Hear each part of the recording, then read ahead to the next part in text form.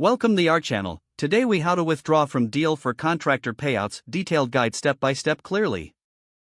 To withdraw your contractor payouts from Deel, start by logging into your Deel account. Once you are logged in, navigate to the Payouts section on the dashboard. In the Payouts section, locate the Withdraw button and click on it. You will be presented with your available balance and withdrawal options.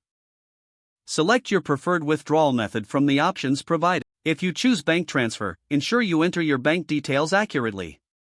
For payment services like PayPal or TransferWise, ensure your account is linked correctly.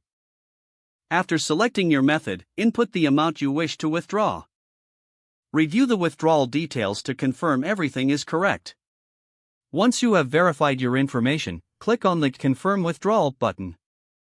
You will receive a notification confirming your withdrawal request has been submitted. Keep an eye on your email for any updates regarding your withdrawal status. Depending on the withdrawal method chosen, processing times may vary. If you encounter any issues, refer to the Deel Help Center for assistance. This completes the process for withdrawing from Deel for contractor payouts.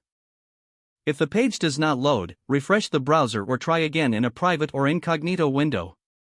Make sure you are using the correct email address, then retype it carefully to avoid small typos. If your password is not accepted, use the reset option and create a new strong password you can remember. Check your spam folder for verification or security emails, then complete any requested confirmation steps. Enable two-factor authentication if available to improve account security and reduce unauthorized access risk. After signing in, review your profile details so your contact information and settings are accurate and current. If you see an error message, note it down and try again after restarting your device and internet connection. Log out when you finish, especially on shared devices, to keep your account and payment information secure.